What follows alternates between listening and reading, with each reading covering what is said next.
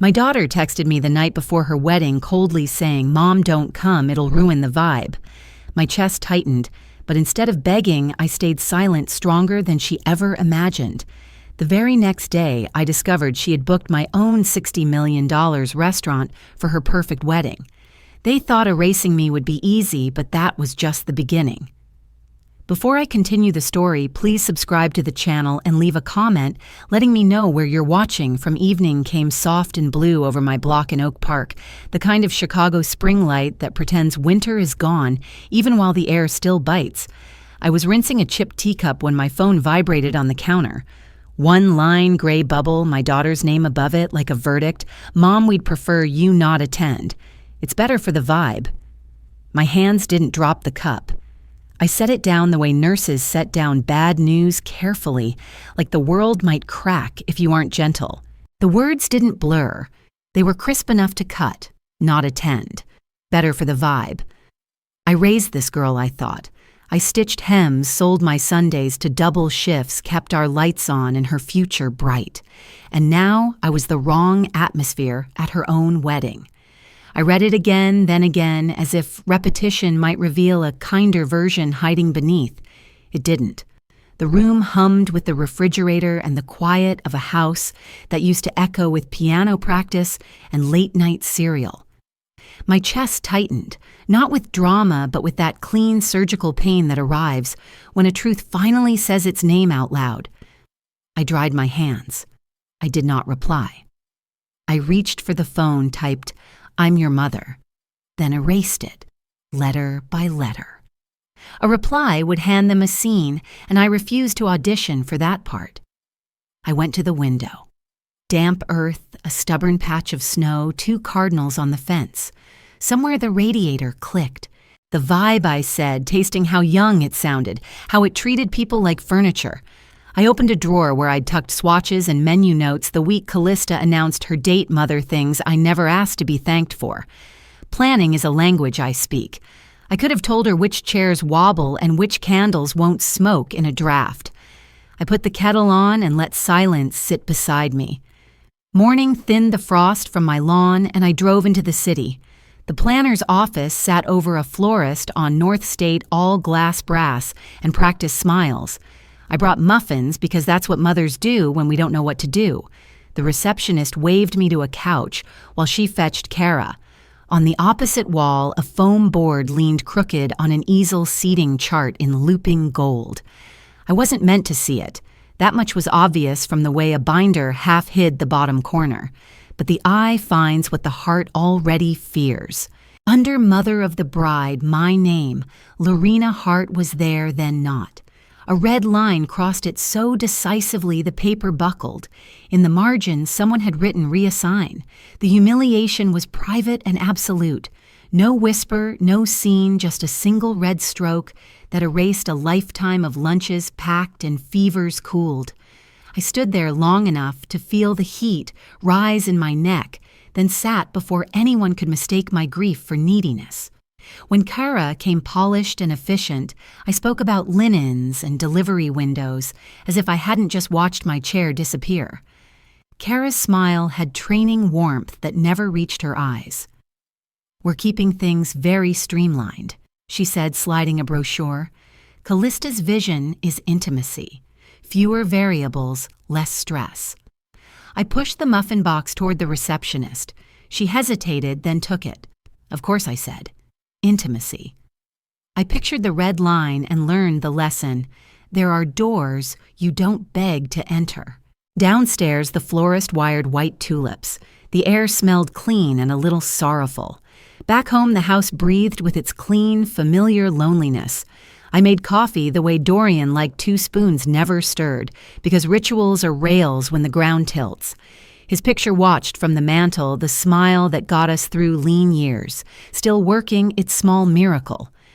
I opened the old leather journal he'd given me when we finally paid off the second location. "Write the life you're building," he'd said. I began to list, not for posterity, but for oxygen. The text, the red line, the word "reassign." I didn't argue. I didn't call to demand an apology. I wrote. I remembered closing registers with raw fingers and hauling citrus when delivery was late. I remembered the first time a mayor shook my hand and called our dining room a jewel, and how I glanced at the busboy, a kid from Little Village, and saw him stand taller. Those memories steadied me. Anger rose the cold, clarifying kind. If they wanted me quiet, I would oblige on my terms. I closed the journal and let my breath slow. If they want me erased, they will learn what erasure feels like. I did not mean vengeance. I meant subtraction. Outside, the L rattled toward the loop. I washed the pan and wrapped the extras for the pantry. The day went on. At dusk, I turned off the kitchen light and stood in the doorway listening to the quiet I had earned. And that was only the beginning of the cuts they thought I wouldn't notice. I set my pen down and considered the ledger mothers keep. Owning wasn't the point. Building was. I built something that steadied paychecks. Quiet can be power when you decide where it sits. I called the pantry about a June fundraiser and penciled it in. And as the kettle started to whisper, I saw the text and the red stroke for what they were not slips, but the start of a pattern. They wanted me smaller. I chose instead to become exact. I would not raise my voice. I would raise the stakes, and I would do it without leaving fingerprints. Quiet. The mail always landed with a dull thump around noon. The sound I'd trained my ears to since Dorian passed back then. Every envelope might have held a condolence, a bill, or a stray kindness. That afternoon, early April sun slanting across the porch, I opened the little brass door and pulled out a thick cream envelope. My daughter's wedding invitation, at last. Everyone else in our circle had theirs for weeks. Neighbors and cousins already spoke of florists and gowns. Mine had been delayed, or so I told myself, though truth rarely comes with stamps. The calligraphy scrolled across the front in metallic ink, Martha Hart. Not Lorena. Martha? I held it in both hands, reading it again, as if the letters might rearrange out of shame. It was my house, my mailbox, my life, and yet the name on the paper was not mine. A stranger invited, not a mother. I touched the ink, half expecting it to smear and reveal me beneath, but it didn't. It was baked into the paper, official final. Inside the card was all perfection arched fonts, watercolor blossoms, words chosen for elegance. We request the honor of your presence. But presence demanded recognition, and recognition was denied me. My chest tightened. A slap wrapped in satin. I thought of all the invitations I'd mailed over decades' birthdays with homemade cake graduations, where I saved for rentals of cap and gown the funeral for Dorian, where my hands shook folding each notice. I had never misspelled her name. Never once. Yet here I was, misnamed, misplaced, misfit. I sat on the porch steps with that envelope heavy in my lap. The neighborhood went on, kids thumped basketballs, a dog barked down the block. I folded the card back into its sheath and slid it into my journal between the page where I'd written about the text and the one where I'd drawn a line through Mother of the Bride. Paper keeps record better than memory because it doesn't excuse cruelty as accident.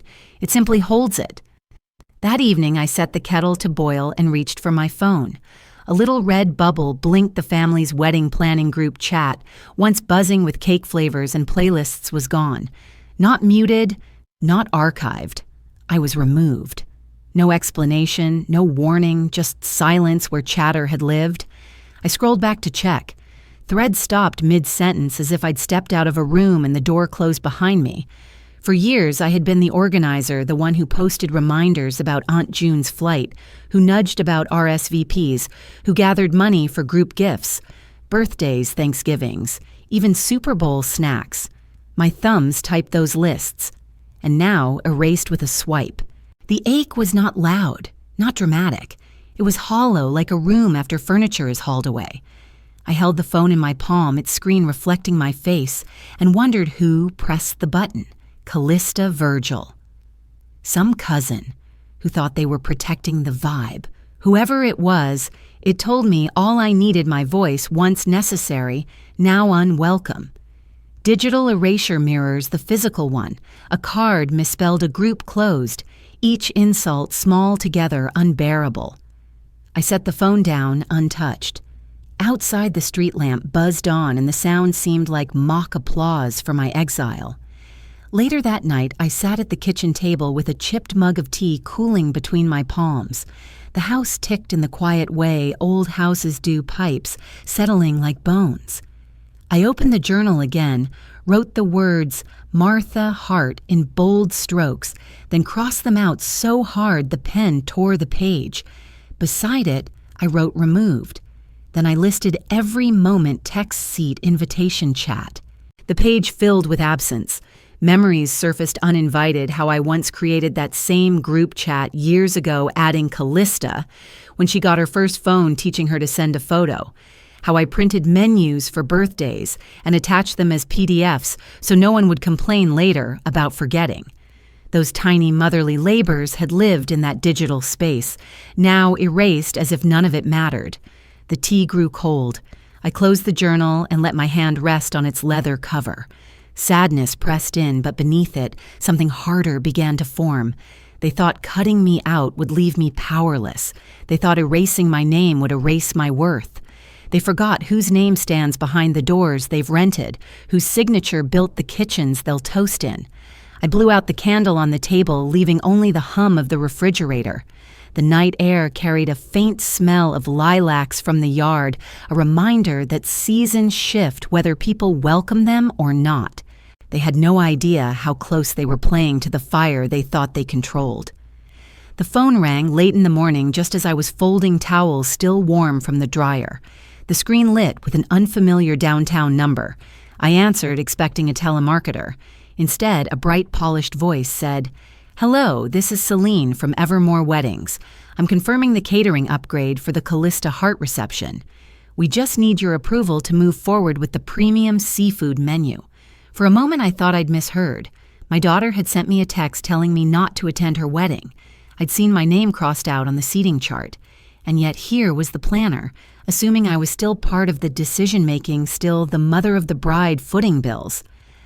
"I'm sorry, what did you say?" I asked, pressing the phone tighter to my ear. Celine repeated a little slower, like she thought I was hard of hearing. "The premium menu, lobster and scallop, towers the imported cheeses. Since the contract is under your family name, we need approval before charging." My heart thudded. Contract under my family name. Of course it was. The restaurants, the catering licenses, all tied back to me. They wanted me invisible at the ceremony, but when money moved, my shadow stretched across the ledger. "I'll review it," I said evenly. "Send me the paperwork." "Perfect," she chirped, oblivious. "I'll email it right over." When the call ended, I stood in the laundry room with a damp towel pressed to my chest. Suspicion and irritation tangled inside me. If I was unwelcome as a mother, why was I still essential as a wallet? Money had a way of exposing the truth, pulling me back into a world that wanted my silence, but not my absence. The next day, I drove downtown telling myself I'd only drop by casually. Evermore Weddings occupied a glossy corner office above a bakery that smelled of butter and sugar. I walked in with the air of a woman who belonged, which in a way I did. While I waited, I noticed the office printer humming in the corner, spitting out sheets. One page slid onto the tray face up as if fate intended my eyes to land there. I didn't reach for it. I didn't need to. The words were bold enough from where I stood. "Please exclude my mother from all communication. She's disruptive." Disruptive. My daughter's phrasing, printed in black and white, handed around an office like an instruction manual.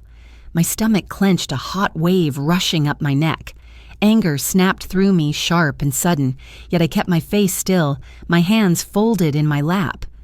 When Celine emerged with her usual sparkle, I smiled, lips tight. She handed me a brochure chirped about linens. I nodded, making polite noises, while the word on that page seared behind my eyes, disruptive.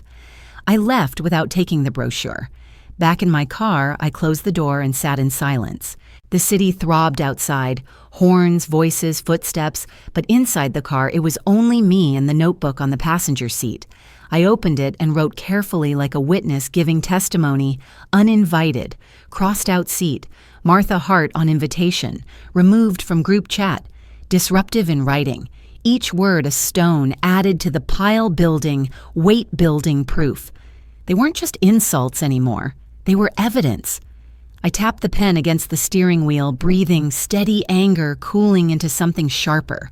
If they wanted to brand me disruptive, they would learn what true disruption meant. Not a tantrum, not a scene. A quiet undoing, precise and devastating. I closed the notebook, slid it back into my bag, and turned the key in the ignition. The city's roar seeped in again, but I carried a stillness with me. That was when I discovered the venue itself carried a truth they had no idea I still owned. The April sky outside my office window hung low and gray, Chicago's spring refusing to commit to warmth. I sat at the desk where I still logged into the chain's booking dashboard, a habit I'd never lost even after stepping back from daily management. The screen glowed with a calendar I knew as well as my own handwriting. A red block caught my eye. Ballroom terrace, private kitchen lab, all reserved. The date was circled in my daughter's planner, and now here it was again on my system. The client alias C+V. The deposit memo, Evermore Weddings. For a long breath, I didn't move. So this was it. The wedding, I wasn't invited to the wedding where my chair was crossed out and my name misprinted, was to take place under my roof. My liquor license, my staff, my security. The walls that bore my sweat and late nights would host toasts that excluded me. Ownership is not a crown, it's a ledger. Invisible until the lights fail or the bills come due. They had forgotten who kept the doors open, who signed the paychecks of the waiters carrying trays through the ballroom, erased as a mother, indispensable as an infrastructure. The irony tasted metallic bitter at the back of my throat. Late afternoon, I drove to the flagship in River North. The street outside shimmered with spring rain, neon reflected in puddles. Inside, the test kitchen buzzed with shift change. Steam curled from stock pots. The scent of citrus cleaner fought with roasted garlic. On the prep counter, clipboards lay stacked menus clipped neatly. My eyes caught a line that pulled me cold, heirloom lemon thyme cake groom's family recipe. I reached out, tracing the words with one finger. The recipe was mine. My mother's passed down through my hands, the margins still marked in my handwriting, extra zest, less sugar. I had baked it for every Easter, every graduation, even Callista's 16th birthday, when she asked for something grown up. And now printed here, credited to Virgil's lineage. A young sous chef glanced up, smiled nervously. The planner dropped off notes from the couple, he explained, shrugging. We just printed them. No malice, only assumption. I let my jaw unclench. The theft wasn't culinary, it was historical. They weren't just taking flavors, they were curating a false lineage, writing me out of the story, erasing a mother's thread and stitching in another's name. I nodded to the sous chef, said nothing, and stepped back into the damp Chicago air. At home that evening, the kitchen was silent, but for the hum of the refrigerator. I laid the booking confirmation on the table, stacked beside the tasting deck I'd slipped into my bag. I printed extra copies marked file paths tucked each into a folder. In my journal, the list grew longer. Uninvite text, crossed out seat, wrong name on invitation, removed from group chat, disruptive email, stolen recipe. The ink etched darker with every line. I circled the venue note, liquor license, insurance policies, brand, intellectual property. Tools I had built never flaunted. They were levers, quiet and precise. No calls tonight, no angry confrontations. Only paper trails and boundaries. If they wanted a wedding without a mother, let them try to build it without the scaffolding a mother made. I closed the journal, the pen still warm in my hand. Outside, the rain eased. Inside, I felt the resolve harden, not wild or vengeful, but cold, exacting. They served me my own history, neck smiled, as if I should thank them for the taste. The kitchen light spilled across my table as I set down a chipped porcelain teacup steam, curling upward from the water I'd just poured over black leaves. Beside it lay my notebook, its spine bent, its edges stained with flour and sugar from years of use. I opened to the page where my late husband Dorian had once scribbled notes in his quick slanted hand. Add lemon zest for brightness. Bake 5 minutes longer if using glass pans. His handwriting blurred for a moment as I blinked too hard. This was more than a recipe. It was the taste of our Easter dinners, the scent that clung to our kitchen walls when Callista was still in pigtails tugging at my apron strings. It was my mother's voice reminding me to trust my hands even when the measurements seemed vague. It was survival through lean years when I baked cakes in our tiny oven to stretch rent money. Now, 3 weeks before a wedding, I wasn't welcome at this cake had become their showpiece, my name erased from it. I traced the page with my finger, steadying myself with the memory. A recipe is more than flour and time, it is lineage. They could misprint menus, but they could never rewrite the taste embedded in my bones. The flagship's private tasting room glowed with polished wood and linen-draped tables, the scent of roasted meats and butter heavy in the air. I sat quietly in the back, not announced, not acknowledged, but present all the same. Staff bustled laying silverware and pouring wine. At the center table sat Virgil, tall and smug, with his mother Vera perched beside him, every gesture sharp as glass. Selene the planner fluttered nearby with her clipboard nodding as courses arrived. Then came the cake, my cake, frosted in pale lemon cream, thyme sprigs tucked like ornaments. The staff placed slices in front of each guest. Virgil leaned forward, cut a forkful, and closed his eyes in exaggerated pleasure. Perfect, he declared. My grandmother always said a cake like this could hold a family together. Clearly, her words ring true. Vera clasped his hand as if the legacy were hers. It's exquisite, she said, her eyes flicking toward me with a glint of triumph. I tightened my grip on the spoon beside my teacup. Then Virgil laughed. Of course, Mom here. He nodded at Vera as the one with the real touch. Some people, his gaze slid in my direction, were just the checkbook, not the chef. The staff chuckled politely, unsure. Celine's smile faltered. My chest tightened, not from shame, but from the sting of public erasure. My recipe, my history now paraded as someone else's, while I was reduced to a silent witness. I said nothing. The room swallowed my silence, mistaking it for defeat. Later at my kitchen table again, I opened my journal. The silver spoon from the tasting still rested in my purse, its edge marked faintly by my grip.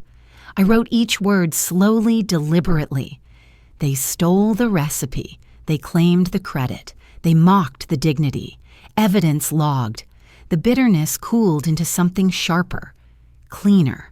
A cold resentment settling like steel. If they thought silence was weakness, they had misunderstood entirely. Every insult they baked into that menu would one day choke them. I closed the journal, my resolve pressed between its pages. And their cruelty didn't stop at the tasting, it escalated in ways only family can cut. Evening light slanted across my living room as I scrolled through my phone, the screen's glow brighter than the fading Chicago sky outside. My thumb froze on an image Callista had posted to Instagram. A long table gleamed under chandeliers at an upscale River North venue, every seat filled by smiling faces. Callista leaned into Virgil, her hand resting on his chest, Vera beside them, raising a glass of champagne. The caption read, "Rehearsal done right, grateful for everyone who made it perfect. Everyone. But not me." The ache was instant sharp.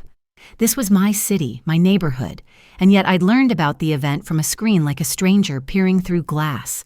No call, no text, no seat left open for me. My eyes burned, but not with tears, with heat. Loneliness cracked into anger. The exclusion wasn't accidental. They wanted me to see. Social media had become the stage for my erasure-polished filters, making cruelty look celebratory. I set the phone face down on the table and folded my arms tightly across my chest.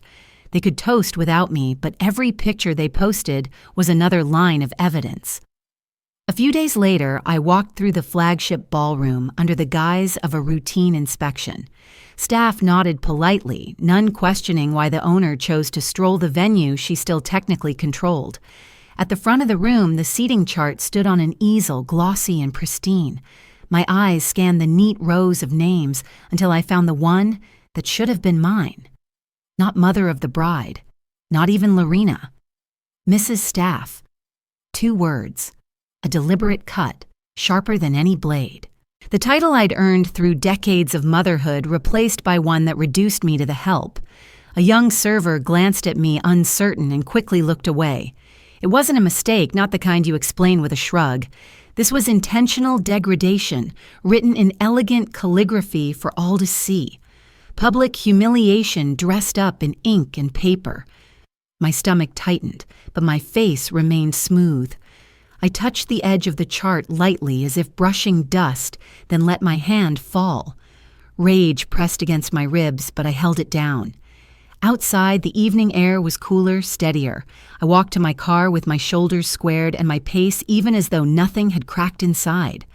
Once in the driver's seat, I opened my journal and wrote the words, rehearsal dinner exclusion, Instagram, Mrs. Staff. Every slight, every cruelty recorded in order. This insult could have broken me. Instead, it fused into the steel already forming in my chest. They had no idea they were feeding fire with every careless cruelty, and when I tried to offer even the smallest kindness, they made sure to twist it back on me. The boutique smelled faintly of roses and new fabric, that sharp, clean scent of silk, still waiting to be lived in. Downtown Chicago glimmered outside the glass windows, but inside it was hushed, just mirrors, mannequins, and the rustle of gowns being shifted on racks. I held a small box in my hands, the lace shawl folded carefully inside. It had belonged to my mother, and before that to hers. Fine needlework, delicate as breath, but sturdy enough to last 3 generations. I'd made an appointment weeks earlier, hoping for a quiet moment, not a spectacle. When Callista stepped out of the fitting room, the gown hugged her frame just as she wanted. She was radiant in the way brides are meant to be. My heart ached not with pride alone, but with longing to belong to this day somehow, even if only through a small gesture. Callista. I began softly opening the box. This shawl, it's been in our family for nearly a century. I thought maybe you'd like to drape it over your shoulders at the reception. Her eyes flicked down at the lace, then back up at me. The pause was sharp, more cutting than the words that followed. "Mom," she said, tone crisp as a snapped branch, "you don't understand modern style. That shawl belongs in a trunk, not on me. Please don't push this." The words struck harder than I expected. For a moment, I thought I'd misheard. I closed the box slowly, my fingers trembling, though I willed them steady. Hope had slipped through my hands in a single sentence. I nodded, lips pressed tight, swallowing the bitterness rising in my throat. Generational gaps are supposed to be softened by love. Here they were wielded like blades. A few days later, I walked the halls of the flagship's kitchen just before dusk, the air thick with steam and citrus cleaning spray. Staff hurried between stations plating samples for one of Selene's private tastings. I stayed out of the way, an observer in my own house. One of the young sous chefs caught sight of me and smiled nervously. He leaned closer, speaking in a low tone no one else could hear. "Mrs. Lorena, thank you for approving the overtime last quarter. If it weren't for your standards, this place wouldn't have survived." The words were simple, but they landed like balm on a raw wound. My daughter could dismiss my heritage, erase my presence from her wedding, but here among the workers who kept the chain alive, the truth slipped out, unvarnished. They knew whose shoulders the empire rested on. I only gave him a nod, nothing more. To acknowledge too much would risk exposing what they weren't supposed to know. Still inside, the bitterness eased into something firmer, steadier, a reminder that history cannot be rewritten by dismissive hands, not when the foundation has my name etched beneath every stone. Later that evening, I sat in my car with the journal open across the dashboard pen, poised like a blade. I wrote rejected as mother, affirmed as builder. 2 stories colliding, the entries lined up like a case file uninvited by text, seat crossed out, name misprinted group chat, erased disruptive email, stolen recipe, humiliation at the tasting misses, staff on the chart shawl, rejected. And now this, the accidental acknowledgement from a staff member. Anger sharpened into clarity. If my daughter wanted to erase me from her life as a mother, fine. but she could not erase me from the very walls around her. The truth of my labor, my sacrifices, my empire, it was stitched into everything they were borrowing for their perfect day. I closed the journal with a quiet snap, staring at the dark street ahead. They thought they were in control, but every move they made was another thread tying them to me. Their next move would show me just how blind they were to whose empire they stood in. And once the legal papers were drawn, silence itself became my weapon. I sat at my desk in the townhouse that had been my shelter for decades. The walls were lined with photographs of Dorian of Callista as a little girl with missing teeth, of family dinners before the silence divided us. Tonight the air was heavy with ink and paper. I spread the binders across the oak surface: contracts, liquor licenses, staff rosters, insurance files. They were not just papers. They were the bones of the restaurant chain I had built from nights of exhaustion and mornings of stubborn hope. My fingers lingered on the embossed letterhead of the flagship contract. It bore my corporation's name in black print, not Callista's, not Virgil's, not Vera's. Every page was a reminder. While they had erased me from invitations and tables, my signature still lived in the foundation of their chosen venue. It was not revenge I was building tonight. It was order. I cataloged each file venue, booking catering schedules, entertainment permits. With every checked box, I felt less erased and more anchored. Calm seeped into me. Not the calm of surrender, but of readiness. They could cross my name from programs, but they could not cross me from ownership. This quiet audit was not glamorous. It would not trend on their polished Instagram feeds, but it was the only mirror that mattered. The next morning, I rode the elevator of a downtown law firm where my attorney had held office since before Callista was born. The glass walls reflected the city's pulse-steel traffic, 1,000 strangers hurrying to lives that did not care about mine. Yet, when I stepped into that office, my life's work commanded weight. He greeted me with a nod, slid the contracts across the polished table, and pointed with his pen. Every vendor, every license, every obligation is bound to your approval, Lorena. Without your signature, nothing stands. The words did not thrill me. They steadied me. My daughter had called me disruptive in an email, yet her entire wedding leaned on the licenses I controlled. The irony wasn't sweet, it was sharp. She could exile me from her guest list, but she could not exile me from the ledger. The law, impartial and unflinching, carried my name like a watermark. We reviewed each clause. My attorney's voice was measured professional, but there were moments when his eyes softened. He had watched me carry this empire from a single bistro to a national chain. Now he watched me turn silence into leverage. I initialed where necessary, drew lines where boundaries needed to be reinforced. It was not about stopping their wedding. It was about reminding myself that I was not powerless, not invisible. That evening back home, I sat again at my oak desk. The house was quiet except for the hum of the refrigerator and the distant city sirens. I laid the documents in a neat stack and signed. Each stroke of the pen was deliberate pulling at the threads of Callista's carefully curated day. They believed I had no role, but here in ink, I was the axis around which their celebration spun. I did not smile. There was no pleasure in dismantling what my child thought she controlled, but there was strength in reclaiming my place, not as the mother erased, but as the builder, whose work could not be denied. The silence after each signature was heavy, almost sacred. I closed the final binder, turned off the lamp, and whispered into the empty room. When the music stops on their big night, it will be my silence they hear first.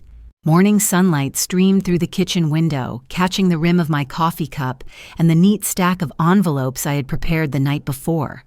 Each envelope bore the weight of formality, contracts, terminations, clauses written years ago, when I was more builder than mother. My laptop glowed with the dashboard, opened my attorney's notes scrolling down the side. The cursor blinked on signatures already uploaded. I didn't rush.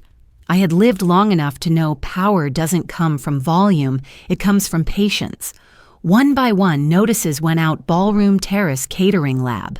No accusations, no theatrics, just neutral terminations filed within cancellation windows, the kind no court could contest. The ballroom contract closed with a keystroke and the terrace booking vanished into the system archive. The first call came before I'd finished my coffee. The lighting company, Mrs. Morley. Is this a mistake? The young manager's voice cracked. The notice says, termination effective immediately. We're within terms, I answered simply. Calm, professional. I didn't need to add more. By the time the AV company rang, my attorney had already logged their questions as routine inquiries. I sat back in my chair listening to the quiet thud of another envelope hitting the outgoing tray. To the outside world, it might have looked like paperwork. To me, it was the first domino tipping forward. By midday, the dominoes had gathered speed. I sat in on a conference call my attorney's voice firm, Celine's frantic. I could hear Vera in the background, her tone sharp with accusation. Virgil's voice was muffled angry but trying to sound in control. Celine pleaded, "There must be a way to reinstate the permits. We've already distributed the timeline to vendors. Guests are flying in." My attorney was steady. All liquor permits tied to Morley Holdings have been revoked per owner's discretion. Health department inspection has been withdrawn. Insurance riders are void without owner approval. These are procedural. Vera hissed into the line. She's doing this to be petty. I leaned forward, my hands folded. I'm enforcing standards, I said evenly. No anger, no apology, just fact. Emails pinged in succession, each one a thread unraveling their design. The floral wholesaler paused orders pending new authorization. The pastry commissary halted production. Celine's voice trembled as she tried to triage the chaos. We can't even get delivery for the table arrangements. Now, do you understand what this does? I did. Perfectly. The infrastructure they borrowed was never theirs. My silence roared louder than any scene I could have made. By late afternoon, I shifted from dismantling to protecting. At the flagship headquarters, the back office buzzed with confusion. Hourly staff whispered about canceled shifts, worried about losing pay. I met the general manager at his desk, his brow furrowed. "These kids depend on the hours," he said softly. "They didn't ask for this." I know I replied. I signed a memo authorizing hardship stipends and reassigned shifts to other events. No one would lose rent money over my daughter's choices. Every dishwasher, every server, every sous chef would work elsewhere in the chain. I placed the signed memo back on his desk. No retaliation, not against staff, not against planners. They don't carry the blame. He nodded relief in his eyes. And in that moment, I remembered why I had built all of this, not for prestige, not for Callista's approval, but for the people who turned recipes into livelihoods. By dusk, the papers were filed, the contracts cut, and the vendors silenced. What once was a crescendo of plans collapsed into quiet. The music had stopped on their perfect day, so the noise moved online instead. The kettle whistled in my kitchen long past midnight, its steam curling against the window pane, while my phone lit up in sharp bursts across the counter. At first, it was a florist's cryptic Instagram story, just a pale pink bouquet under the caption, "Orders paused, contract surprises." A few minutes later, a subtweet from the AV supplier. When contracts vanish overnight, you learn who's really in charge. By 1 in the morning, the bridal blogs had picked up the trail. Headlines bloomed in real time. High-profile wedding implodes venue approvals revoked by owner. Comments piled beneath with hashtags multiplying like weeds. #Dalton drama, #owner pull, #bride or bust. Strangers speculated about the mom, some cruel, some oddly sympathetic. My name was never used, but I could feel the air tighten around it anyway. I poured hot water over a tea bag, set the phone face down, and refused to chase the noise. The notifications vibrated and stuttered against the counter until I silenced them altogether. With a steady hand, I wrote one line in my leather notebook, "Noise is not truth." Then I sipped my tea. The phone screen flickered like paparazzi at the window, but the teacup steadied my hands. Dawn carried a different weight. My inbox chimed with a message from June, my attorney. Subject line, forwarded archive. I clicked, and the words stared back at me clean and merciless. For the sake of keeping the event elegant and free of emotional stress, please ensure my mother Lorena is not included or permitted at the venue. Her presence would be disruptive. Callista's own words, not rumor, not hearsay. Black ink on white screen and intention carried like a knife. My chest tightened as if the word disruptive had lodged beneath my ribs. It was no longer the planner's careless note, no longer Celine's printed email. This was my daughter, deliberate, asking the world to erase me. I printed the chain, listening to the mechanical churn of paper, a rhythm steady and unbothered by hashtags. I dated it in blue ink and slid it into a folder marked Evidence Family. A second copy I placed beside Dorian's photograph on the mantel. He had known the recipe of that lemon thyme cake by heart. Now he watched over the proof that lineage could be erased in a single line of text. The internet storm had been loud, messy, and fleeting. This was quiet, permanent, lethal. By mid-morning, the phone vibrated again. This time, Virgil's name glowed on the screen. I let it ring twice before answering. His voice carried no pleasantries.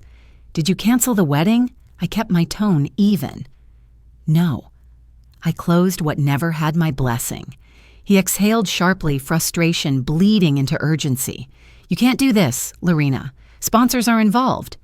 Vera's circle is watching. People are already asking questions. Just reinstate the approvals, and we can move on. "If it's just a vibe," I said, calm as stone, "let the vibe pay for it." There was a long pause, then a brittle edge in his tone. "You're making this personal." "It always was," I replied. And before he could pivot to pleading or threats, I ended the call. Within the hour, a local outlet emailed for comment. I forwarded it to June with 2 words, "No statement." Silence had done its work, and I knew the next silence would arrive not in my inbox or my kitchen, but in the echo of their ceremony itself. The morning of the wedding broke gray as if the sky itself had decided not to celebrate. I didn't dress for the day, not even with a hint of formality. Instead, I sat by the window with my tea while my phone hummed with alerts and whispers from neighbors and acquaintances. By 9 o'clock, the first photos trickled online. Not the Grand River North Ballroom with its gilded chandeliers, not the sweeping terrace overlooking the city. Instead, guests shuffled into a community banquet hall, low ceilings, fluorescent lights buzzing folding chairs, lined in crooked rows. The white walls were bare, save for a few hurriedly hung fabric swaths that couldn't hide the truth. Hashtags flipped from mockery to satire hash, from gala to garage hash ballroom to basement. A cousin's Snapchat caught a guest whispering, "This can't be it, right?" while someone else muttered about the missing decor. I watched without watching, pity and vindication wrestling in my chest. They wanted spectacle. What they got was exposure. The folding chairs struck me hardest. They weren't just placeholders for tired legs. They were the perfect emblem of hollow grandeur collapsing. Paper-thin plans crumbled under the weight of reality. By noon, the gossip had grown teeth. An old acquaintance texted me from inside no bar service. People are grumbling. Did something happen?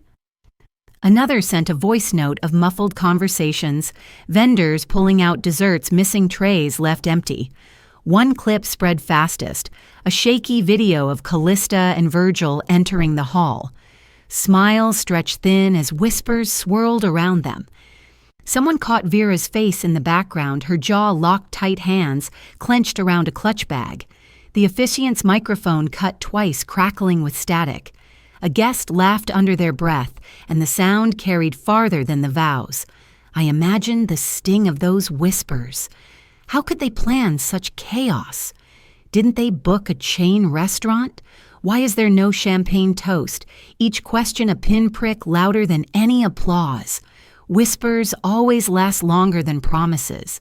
Vindication swelled, not the loud, triumphant kind, but the steady knowledge that truth had finally come to sit among them, uninvited, yet undeniable. As the afternoon dimmed, I remained in my townhouse lights, low the city's quiet evening pressing against the glass. I didn't gloat. I didn't smile. I simply sat with the stillness, listening to the muffled city beyond. On the table lay my leather folder, its edges worn from weeks of use. I opened it once more, glanced at the neat stack of printed evidence, the crossed-out seat, the misnamed invitation, the word disruptive in black ink. Then I closed it, sliding it back into its drawer. They married in name. I murmured into the room, but the celebration ended long before it began. The sky outside deepened to dusk. My tea cooled, and still they hadn't yet realized the bill for betrayal had only come due. The morning after the wedding dawned gray over Chicago, a pale light falling across my condo windows. I brewed a pot of coffee, the ritual slow and grounding, then opened the courier envelope waiting on my desk. Inside lay the neat stack of executed cancellations, affidavits from vendors, and the brief company statement. Aileen, my counsel, had handled it all with precision. There was no drama in those papers, only the steady assurance of order. All liabilities from the premium bookings had been reversed to the couple's accounts exactly as their signatures dictated. My companies were clean. My staff reassigned my conscience intact. A press note went live with the simple line, "We honor families. We also honor contracts. Nothing more, nothing less." I placed the stamped receipt under the smooth river stone on my desk. Paid in full, I thought not for them, but for me. The bill of betrayal had come due, and I had settled it without raising my voice. A few hours later, Virgil's mother Vera left a voicemail sharp enough to cut glass. She implied reputational damage, demanded explanations, and dripped contempt with every syllable. I didn't return her call. Instead, I sat at my kitchen table and wrote a single page to my daughter. My handwriting was steady, the words plain. My door is open for conversation. My wallet is closed to disrespect. I slid the letter into a linen envelope, no perfume, no flourish. Truth doesn't need decoration. When I hand-delivered it, the doorman at Callista's building gave me a curious look, but said nothing. Hours later, my phone buzzed. A defensive text blinked onto the screen, then disappeared. Minutes later, another arrived, brief and unadorned. "Can we talk?" I didn't answer right away. The words were a crack in the wall, but not yet a doorway. 6 weeks later, I stood in the flagship's dining room, sunlight glinting on polished cutlery. The luncheon was not for press or spectacle. It was for the people who kept kitchens alive when families like mine tore themselves apart. I called it the Dignity Grant. Scholarships for back-of-house families, a cooking classroom for the neighborhood, a plaque on the wall that read, "Built on love, stewarded with courage." Every guest earns welcome. Every worker deserves dignity. No reporters scribbled. Only employees, their children, and a scattering of old friends filled the seats. At the far end of the table, I kept one chair empty, polished, and waiting not as absence, but as possibility. Among the guests sat June, no longer the planner caught in the middle, but a woman who had chosen integrity when the tide turned cruel. I made sure she had a seat of honor. Loyalty deserved memory, too. 6 months later, winterlight fell across my table when the mail clinked through the slot. A postcard lay on top of the pile, its photo a baby with cheeks soft as peaches. The scrawled note read, "Her name is Leora. If you're ready, I'd like her to know you." There was no apology in those words, no neat repair, just the beginning of something fragile. I packed a small box that afternoon. Inside, I placed a blue ribbon from my own grandmother's sewing kit. Not the heirloom necklace yet that would wait. I wrote a note. "When respect has roots, traditions can bloom. I'm ready to talk." Before sealing the package, I glanced once more at the empty chair in the flagship dining room, the one that always caught the afternoon light. It no longer looked like absence. It looked like a path. Receipts, balance doors unlocked, and the one seat that mattered kept warm, not by money, but by dignity. Looking back, I realized this story was never just about a wedding or contracts. It was about dignity. I learned that silence, when rooted in strength, can be louder than anger. Boundaries don't make you cold. They make you whole. And sometimes the greatest inheritance we give our children isn't money or tradition, but the example of standing firm without cruelty. What about you? Have you ever faced a moment when your worth was questioned by the very people you loved most? How did you respond? I'd love to hear your thoughts in the comments. Share where you're watching from, or just drop a one. If this story touched you, and if you want to keep hearing stories like this, filled with lessons, heart, and resilience, please subscribe to the channel so you don't miss what comes next.